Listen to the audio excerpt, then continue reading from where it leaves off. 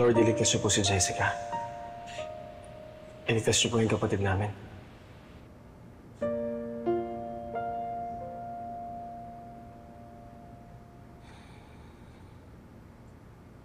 Gusto ko pa po siyang mas makilala. Gusto ko pang marinig ang mga kwento niya tungkol kay tatay. Gusto ko po sana ma-experience niya ang pagiging ate ko.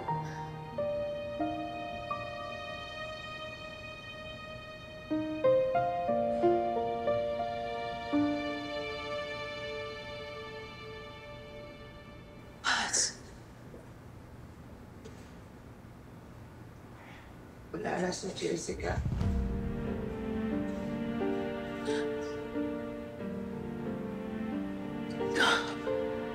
Diyos ko.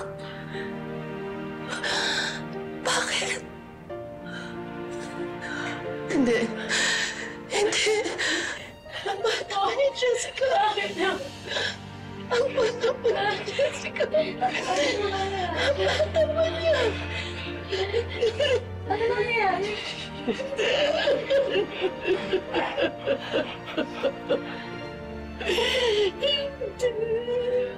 Ano po nangyayari?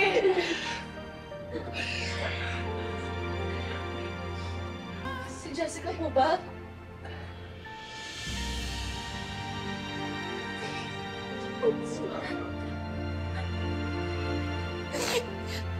Wala na si Jessica. Wala na si Jessica.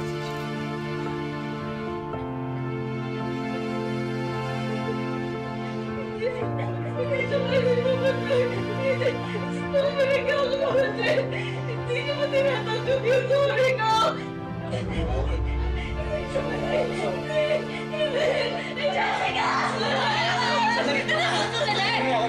Jessica!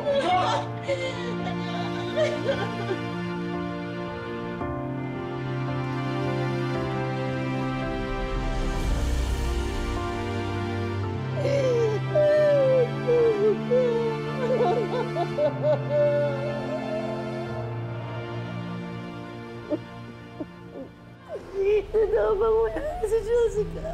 Bitawan niyo ako! Nurse, yung dayas, ngayon na. Ibalik niyo ako Diyan sa kay crash pad. Jessica! Ngayon na. Ibalik niyo ako Lagay mo, sa anak lagay ko! mo na. Kaya ano ko ng anak ko?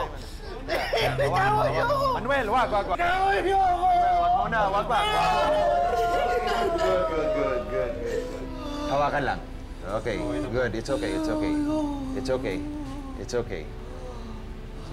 Sige. Nurse, BSQ2, okay? Close monitoring tayo bedside. Baka mag-hypotensive to. Yes, Doc. Ayusin ko lang po. Sige. Miss Telma, nandyan na yung medication. Pinatulog lang namin kasi nakikita mo naman kung bakit. Pero he's safe, okay? Under close monitoring siya. Okay? Salamat po, Doc. Salamat, Doc. Assist mo si Manuel.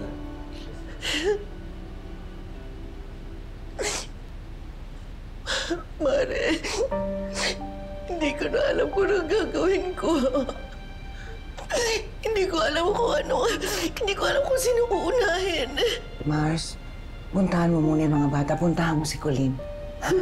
Tapos ako muna dito. Ako na lang muna magbabantay kay Manuel. Okay? Kapag nagising na siya, tawagan mo ako. Salamat.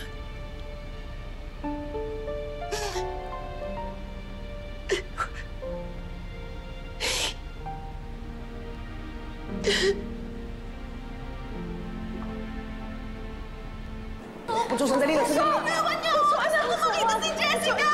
Bunso, gusto din namin. Pero alam natin hindi papayag si Hazel. Lalo na pinagbibintangan kanya, di ba? Na ikaw yung tumulak kay Jessica kahit hindi totoo. Na inaalala na kasi ni Bunso yung nangyari. Nay, hindi ko po tinulak si Jessica. Nahihila mo lang po siya kasi nagsasorry po ako sa kanya eh. Pero ayaw niya pong maniwala sa akin na nagpupumiglas po siya. Ayoko na sa'yo sa lahat! Jessica, hindi! Jessica, please! Na-realize ko yung pagkakamali ko. I'm sorry, pag-usapan natin. I-realize natin, Jessica! Jessica! Jessica! Jessica! Nabitawan ko si Jessica. Nay, promise po. Hindi ko po yun gagawin sa kanya, Nay. Hindi. Naniniwala ako sa'yo. Naniniwala kaming lahat sa'yo, anak. Naniniwala ka sa'yo.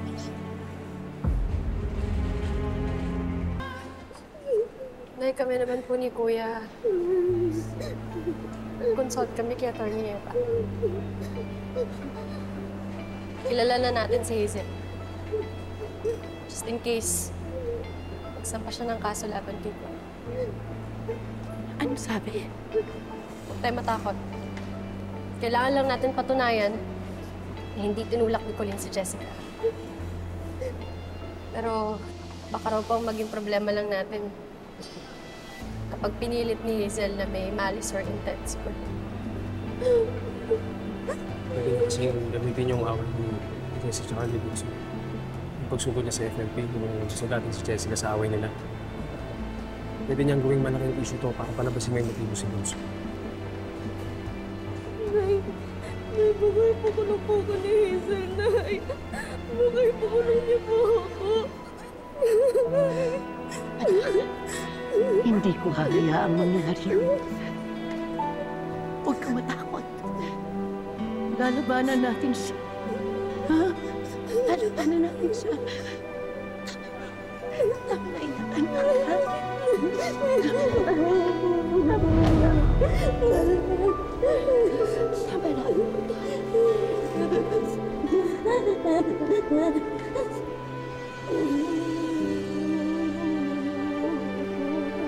Mahanap ako ng ebidensya laban sa kanya. Wala kang mahanap na ebidensya dahil inosente si Colleen. Hindi ka talaga titigil pagtanggol yung anak mong kriminal? Huwag na huwag mo siyang tatawagin utak kriminal. Dahil hindi siya katulad mo! Mabigat ho yung paratang nyo. I just have to remind you, hindi ho pwede na puro salita lang ho tayo at puro akusasyon. We need a solid evidence. Sa totoo lang, alam mo naman din na ang delicate ng status mo. Kailangan zero stress ka talaga. Huwag kayong mag-alala, Dok. Hindi na mauulit yun. Pinagbawalan niya kasi akong pumunta sa libing ng anak namin. May karapatan kang makita si Jessica dahil tatay ka niya. Magwawala na si Hazel. Hazel, bumalik siya. Si Felma,